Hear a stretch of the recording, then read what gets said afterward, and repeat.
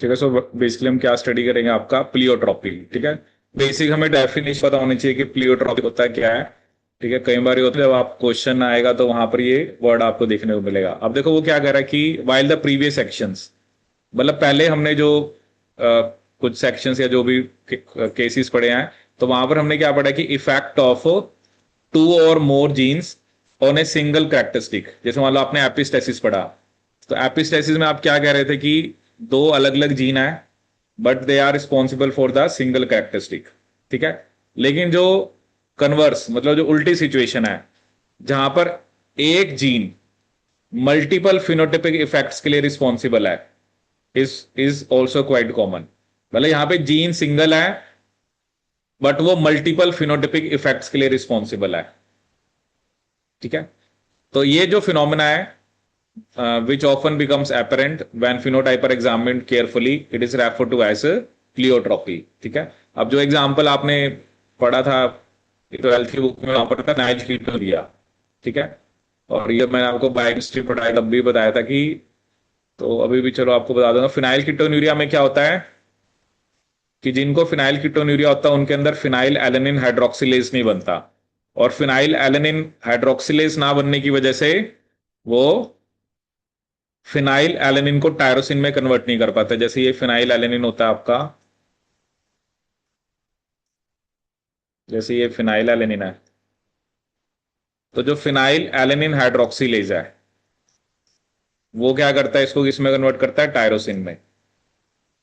ठीक है। अब जो टायरोसिन है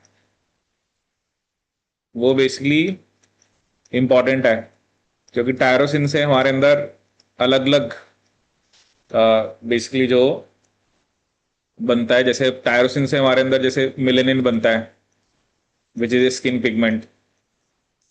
ठीक है। टायरोसिन से हमारे अंदर एपिनेफ्रिन बन रहा है, नोर एपिनेफ्रिन बन रहा है। ठीक है। आपका डोपामिन बन रहा है।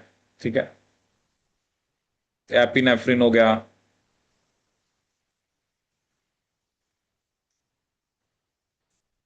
नोर एपिनेफ्रिन, इसको मैंने एन ही लिख दिया।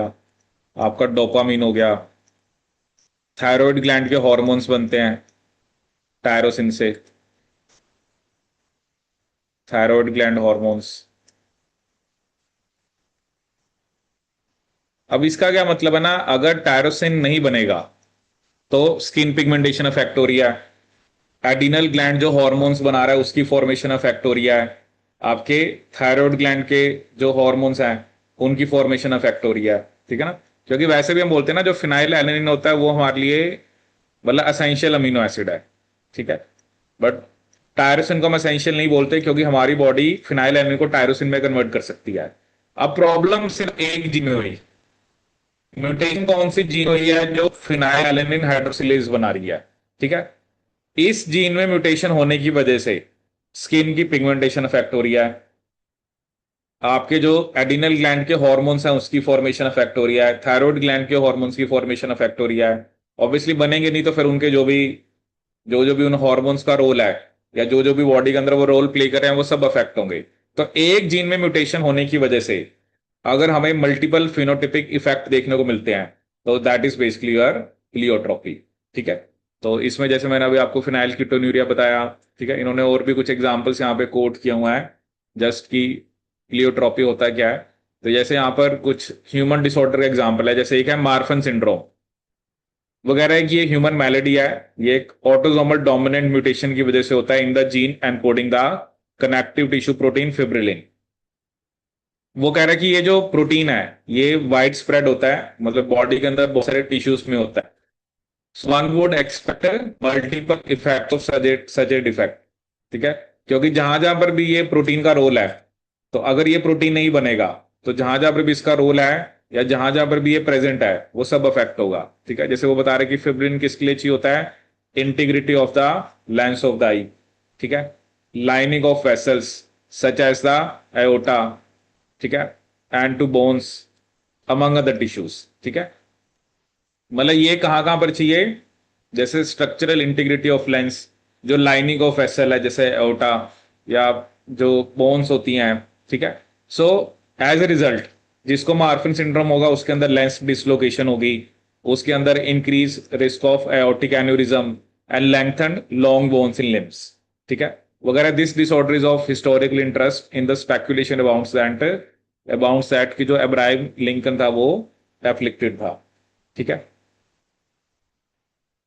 ऐसे दूसरा में डिसऑर्डर आ रखा है कौन सा आपका, पोरफायरा वेरिगेटा, ठीक है। एक ये भी एक ऑटोसोमल डोमिनेंट डिसऑर्डर है। इसमें क्या कहता है कि जो अफेक्टेड इंडिविजुअल्स होते हैं ना, वो पोरफायरिन को मेटाबोलाइज नहीं कर पाते। पोरफायरिन जो होता है वो हीमोग्लोबिन में होता है, ठीक है। तो ऑब्वियसली जब आरबीसी का ब्रेकडाउन होता है तो ऑब्वियसली तो ये पिगमेंट आपका निकलेगा, ठीक है। तो उसको प्रॉपरली मेटाबोलाइज कराना होता है। तो जो अफ्लिक्टेड इंडिविजुअल्स हैं, they cannot adequately metabolize the porphyrin component of hemoglobin when the respiratory pigment is broken down as RBC cells are replaced, ठीक है। क्योंकि आरबीसी का हमें पता है एक लाइफ स्पैन होता है 120 डेज। अगर ये जो एक्सेस पोरफायरिन है, क्योंकि अगर इनका ये मेटाबॉलिज्म नहीं होगा या ये डिग्रेड नहीं होंगे तो ये यूरिन में देखने को मिलता है। वो कह रहे थे accumulation of excess porphyrin is immediately evident in the urine which takes up a deep red colour. However this phenotypic characteristic is merely diagnostic, ठीक है। सीवियर फीचर्स की बात करें तो अब ऑब्वियसली पोरफायरिन डिग्रेडेशन नहीं हो रही है। वो क्या कर रहा है, due to the toxicity of the buildup of porphyrins in the body particularly in the brain. और उसके देखो अलग अलग टाइप के करेक्टराइजेशन हो सकते हैं फिनोटाइपिक। एब्डोमिनल पेन हो रहा है, मस्कुलर वीकनेस हो रही है, fever, racing pulse, insomnia, headaches, vision problems that can lead to blindness, delirium and ultimately convulsions. मतलब जो भी अलग अलग टाइप के सिम्टम्स है, देखो ये चीजें हमें याद करने की जरूरत नहीं है। ये बस हमें, क्योंकि ऐसा हमसे नहीं कुछ वो पूछने वाला है। हाँ, ये आप याद रख सकते हो कि ये किस टाइप के डिसऑर्डर है। जैसे मार्फन सिंड्रोम ऑटोसोमल डोमिनेंट है, पोरफायरा वेरिगेटा ऑटोसोमल डोमिनेंट है। ये सिर्फ हमें इस चीज को एक्सप्लेन कर रहा है कि एक पर्टिकुलर कंपोनेंट जैसे ब्रेकडाउन नहीं हो रहा है, अब उसके ना ब्रेकडाउन होने की वजह से देखो कितना कुछ इफेक्ट हो रहा है, ठीक है।